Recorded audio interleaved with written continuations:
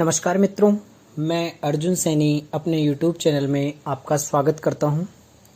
आज हम पढ़ने वाले हैं काल के विषय में।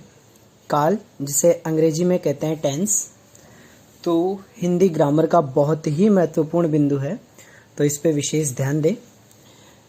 काल किसे कहते हैं? सबसे पहले क्रिया का वह रूप जिसमें उसके होने या करने के समय का बोध हो उसे काल कहा जाता है। दोबारा देखते हैं। क्रिया का वह रूप जिससे उसके होने या करने के समय का ज्ञान हो उसे काल कहते हैं। जैसे क्रिया किस समय हो रही है, अभी हो रही है, थोड़ी देर बाद में होगी या पहले हो चुकी है, ऐसा कुछ बोध होता है उसे काल कहते हैं। काल को 3 भागों में बांटा गया है। हम बात करते हैं काल को 3 भागों में बांटा गया है, जिसमें पहला है वर्तमान काल, दूसरा है भूतकाल और तीसरा है भविष्यत काल।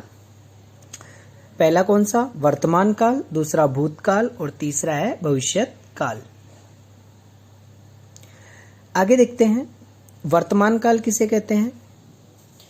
जो कार्य चल रहा है, वर्तमान समय में जो कार्य चल रहा है उसे वर्तमान काल कहते हैं।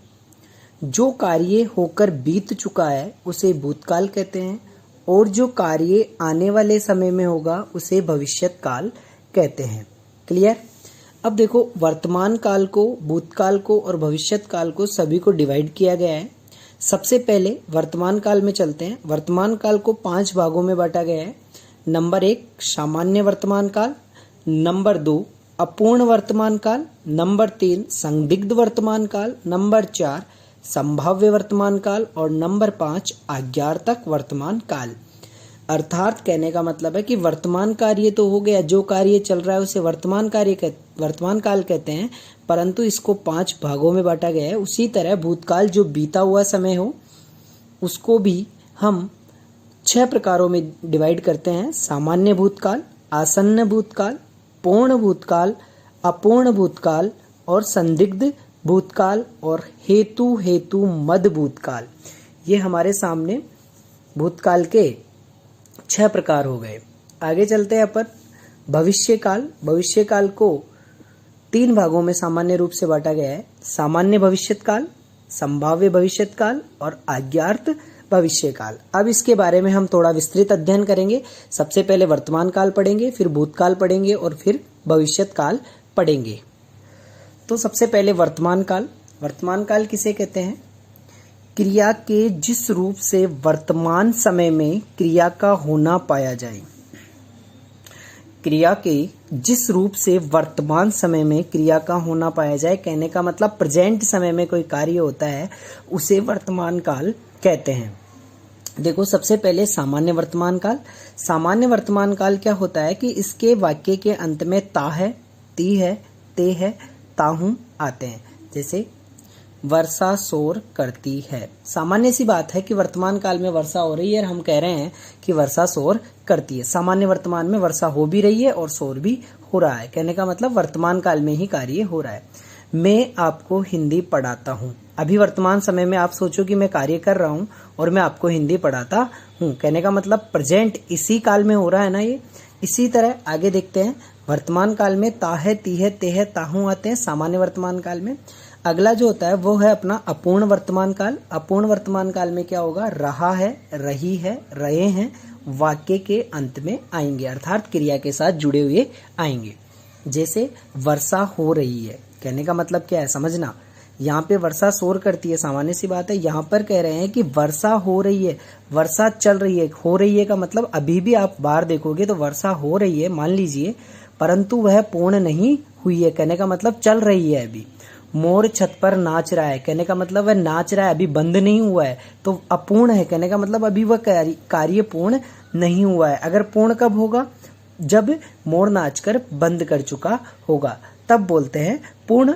ठीक है। अभी अपूर्ण वर्तमान का मतलब है वर्षा हो रही है, मोर छत पर नाच रहा है। क्लियर? अगर पूर्ण ही हो जाएगा तो फिर वह भूतकाल में चला जाएगा। तो अपूर्ण वर्तमान काल, मान लो मैं कहूँ मोर छत पर नाच रहा था, तो वह पूर्ण हो चुका है, कहने का मतलब किस में चला जाएगा, भूतकाल में। तो यहाँ पर मोर भी नाच रहा है और वर्षा भी हो रही है, कहने का मतलब वर्तमान काल का बोध हो रहा है। आगे चलते हैं अपन, संदिग्ध वर्तमान काल। संदिग्ध का मतलब होता है थोड़ा सा संदेह होता है, उस पे वाक्य के अंत में ता होगा, ती होगी, ते होंगे, रहा होगा, रही होगी, रहे होंगे, ये आते हैं। जैसे अभी मान लो कि संदिग्ध संदेह हो रहा है कि आप पढ़ाई कर रहे हो मान लो, और आपका भाई बगल वाले कमरे में बैठा है। मम्मी पूछती है श्याम क्या कर रहा होगा, तो आप क्या बोलोगे, श्याम पत्र लिखता होगा, कहने का मतलब लिख रहा है। संदेह है कि आपने देखा तो नहीं, परंतु वह लिखता होगा, कहने का मतलब वह कार्य कर रहा है। वह आपसे पूछे आपकी बहन क्या करती होगी अभी, तो वह नाचती होगी, कहने का मतलब वर्तमान में कर रही है। संदिग्ध है, संदेह है, पता नहीं नाच रही है या नहीं नाच रही है, पर वह नाचती होगी। वाक्य से पता चल रहा है कि संदिग्ध वर्तमान काल है। आगे देखो, संभाव्य वर्तमान काल, संभावना जहां व्यक्त की जाती है वर्तमान की, वाक्य के अंत में ता हो, ती हो, या हो, ई हो, ये आते हैं। जैसे आज मान लो पिताजी बाहर से आ रहे हैं, उसकी संभावना व्यक्त करती है, आज ही आएंगे, कहने का मतलब वर्तमान समय में आएंगे, तो अपन क्या कहें, शायद पिताजी आए हों। गेट बजा, मान लो गेट बजाओ और वर्तमान समय में आप क्या सोच रहे हो, शायद पिताजी आए हों, वर्तमान काल की बात कर रहे हो ना।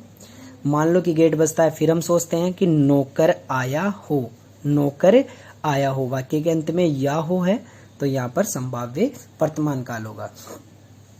आगे देखो, अज्ञात वर्तमान काल। अज्ञात वर्तमान काल प्रेजेंट समय में, वर्तमान समय में किसी को आज्ञा देकर कोई कार्य करवाया जाता है, तो उसे बोलते हैं अज्ञात वर्तमान काल। जैसे वर्तमान समय में कोई भी आज्ञा देना, जैसे मैं कहूँ कि राजेश तू पढ़, ये आज्ञा दे दिया और वह पढ़ रहा है, कहने का मतलब वर्तमान की बात है। राधा तू नाच, तो फिर राधा नाचेगी तुरंत। राधा तू नाच, तुरंत आज्ञा दी, तो वर्तमान, अज्ञात वर्तमान काल में इसको लिया जाता है। तो ये अपने 5 प्रकार वर्तमान काल के होते हैं, सामान्य, अपूर्ण, संदिग्ध, संभाव्य और अज्ञात। इनकी पहचान सभी को ध्यान रखनी है, पहचान याद रहेगी तो वाक्य अपने आप ही कंप्लीट हो जाएगा। आगे चलते हैं अपन, भूतकाल। भूतकाल किसे कहते हैं, भूत का मतलब होता है कि कार्य पूर्ण हो चुका है, क्रिया के जिस रूप से बीते हुए समय का मतलब बीत चुका है, कार्य समाप्त हो चुका है, उसका बोध हो, तो वहां पर भूतकाल होता है। अब भूतकाल को हम 6 भागों में डिवाइड करते हैं। सबसे पहला भाग सामान्य भूतकाल। सामान्य भूतकाल के अंत में क्या आएगा, या, ये, ई, आ, ए, बड़ी ई, ध्यान से समझना। जैसे राजेश जयपुर गया, सामान्य सी बात है कि जयपुर गया, जा चुका है वह, कहने का मतलब सामान्य भूतकाल में बात हो चुकी है। बच्चों ने पुस्तक पढ़ी, बच्चों ने पुस्तक पढ़ी, इसमें कोई समय डिवाइड नहीं, समय नहीं बता सकते कि आप कितने समय पूर्ण कार्य हो चुका है या कितना समय कंप्लीट हो गया है। कहने का मतलब यह है कि सामान्य सी बात है कि काम तो हो गया, भूतकाल में चला गया, पर समय निर्धारित नहीं कर सकते कि इस समय को पूर्ण हुए कितना समय हो गया, इसलिए इसे सामान्य भूतकाल में रखा जाता है। इसी तरह आसन्न भूतकाल। आसन्न भूतकाल में हम समय डिवाइड कर सकते हैं, समय बता सकते हैं कि इस आसन्न का मतलब होता है थोड़ी देर पहले ही, तो थोड़ी देर पहले ही कोई कार्य पूर्ण हुआ हो उसे आसन्न भूतकाल कहते हैं। इसके वाक्य के अंत में या है, ई है, ए है, ये आते हैं। जैसे राजेश जयपुर गया है, कोई पूछे राजेश कहाँ गया है, जयपुर गया है, कहने का मतलब थोड़ी देर पहले ही गया है। बच्चों ने पुस्तक पढ़ी है, बच्चों ने पुस्तक पढ़ी है, पढ़ी है का मतलब यहाँ पर ई है, यहाँ पर या है, क्या आया है, या है, ई है, ये वाली ई आई है यहाँ पे, तो यहाँ पर कहने का मतलब आसन्न भूतकाल है। पूर्ण भूतकाल, जो कार्य पूर्ण हो चुका हो, इसका समय काफी पहले बीत चुका हो, जैसे या था, ई थी, ए थे, ये वाक्य के अंत में आए। राजेश जयपुर गया था, पता ही नहीं कब गया था, पर गया था, कहने का मतलब बहुत समय हो चुका है, तो ये राजेश जयपुर गया था। बच्चों ने पुस्तक पढ़ी थी, इसका आकलन नहीं कर सकते कि कब पढ़ी थी, अर्थात बच्चों ने पुस्तक पढ़ी थी। अगला जो काल है वह है अपूर्ण भूतकाल। अपूर्ण भूतकाल का मतलब होता है कि कार्य भूतकाल में चला गया है, समाप्त हो चुका है, परंतु वह कार्य अभी पूर्ण नहीं हुआ है। मोहन पुस्तक पढ़ता था, कहने का मतलब क्या है, पढ़ता था, परंतु अभी इससे पता नहीं चल रहा है कि मोहन पुस्तक पढ़ चुका है या नहीं चुका है। वाक्य के अंत में ता है, ती है, ते है, रहा था, रही थे आएंगे। वह खाना पका रही थी। मान लो कि अपन घर से निकल चुके हैं, स्कूल आ चुके हैं, कोई पूछे कि माँ क्या कर रही थी, माँ खाना पका रही थी। रही थी का मतलब पका रही थी, भूतकाल में पका रही थी, अभी पका रही है या नहीं पका रही है इसका कोई पता नहीं है। कहने का मतलब वाक्य पूर्ण नहीं हुआ है, इसलिए इसको कहते हैं अपूर्ण भूतकाल। आगे चलते हैं, संदिग्ध भूतकाल। संदिग्ध भूतकाल के अंत में आता है या होगा, ई होगी, ए या होंगे। जैसे नानी ने कहानी सुनाई होगी। संदिग्ध का मतलब सुनाई होगी, ये तो चला गया भूतकाल में, पर संदिग्ध का मतलब क्या है, थोड़ी सी संभावना है, सुनाई थी या नहीं सुनाई थी इसका कोई पता नहीं है, पर नानी ने कहानी सुनाई होगी, तो यहाँ पर पता चलता है कि ये संदिग्ध भूतकाल का वाक्य है। तो गाना, उसने गाना गाया होगा। उसने गाना गाया होगा, कहने का मतलब पता नहीं गाया था या नहीं गाया था, पर गाया होगा, संदिग्ध भूतकाल में जा चुका है। हेतु, हेतु मध्य भूतकाल में क्या होता है, एक शर्त होती है जिसके वाक्य के अंत में बीच में होता है होता और तो आएगा, तो वहां हेतु, हेतु मध्य भूतकाल होता है। जैसे युद्ध होता तो गोलियां चलती, दोनों ही बात खत्म हो गई। युद्ध न तो हुआ, गोलियां चलती, मतलब अब न तो चलेगी न चल रही है, बीत चुका है पहली बात, तो ये भूतकाल का वाक्य है।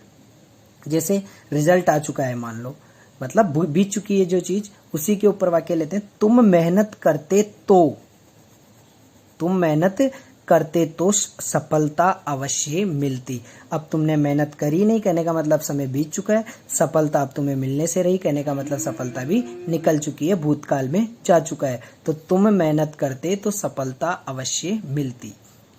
तो ये अपने 6 प्रकार हो गए, सामान्य, आसन्न, पूर्ण, अपूर्ण, संदिग्ध और हेतु, हेतु मध्य भूतकाल। आगे चलते हैं अपन, जो काल का अंतिम अपना प्रकार है उसे बोलते हैं भविष्यत काल। देखो भविष्यत काल का मतलब क्या होता है, कोई भी कार्य आने वाले समय में होने का बोध हो तो उसे भविष्यत काल कहते हैं। क्रिया का आने वाले समय में होना या पाया जाता है उसे भविष्यत काल कहते हैं। जैसे सामान्य भविष्य की बात करें तो सामान्य भविष्य के वाक्य के अंत में एगा, एगी, एंगे आएगा। जैसे वह घर जाएगा, अभी कोई पता नहीं कब जाएगा, सामान्य सी बात है कि घर जाएगा। हम घूमने जाएंगे, अभी गए नहीं है, तो कहने का मतलब ये सामान्य सी बात है कि भविष्य में जाएंगे, भविष्य में घर जाएंगे, भविष्य में घूमने जाएंगे। यहाँ पर ये वाक्य के अंत में आते हैं, इनको ध्यान रखना है।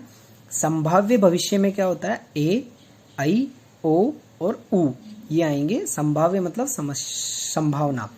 जैसे अब मैं कहाँ जाऊं, जाना चाहता हूं भविष्य में, पर पता ही नहीं है कि कहाँ जाऊं, संभावना है। वह शायद स्कूल सेंटर जाए, अभी तक गया नहीं, या जाने की संभावना व्यक्त कर रहा है, तो यहाँ के वाक्य के अंत में ऊ और ए आया है। आगे देखो, अज्ञात भविष्य काल में क्या होता है, इसमें आज्ञा दी जाती है और भविष्य में कार्य होता है। जैसे ई ए गा, ये वाक्य के अंत में आएगा। जैसे हम किसी से रिक्वेस्ट करते हैं, आप हमारे घर पधारिएगा, यहाँ पे ईएगा लिखा हुआ है, पधारिएगा मतलब समय नहीं दिया गया है, पर कब आते हैं ये होता है अज्ञात भविष्य काल। हमारे घर पधारिएगा, आप वहां अवश्य जाइएगा, कहने का मतलब जाने का कार्य है, आप वहां अवश्य जाइएगा, लास्ट में ईएगा है, तो ये अज्ञात भविष्य काल है। कहने का मतलब ये सभी कार्य भविष्य में होंगे, पर ये सामान्य सी बात है, ये संभावना व्यक्त होती है और यहाँ पर आज्ञा दी जाती है। यहाँ पर अपना काल का जो टॉपिक है वह समाप्त हो जाता है। और किसी को समझ में नहीं आए तो दोबारा वीडियो ध्यान से फिर से देखें और समझने की कोशिश करें। धन्यवाद। जय हिंद, जय भारत।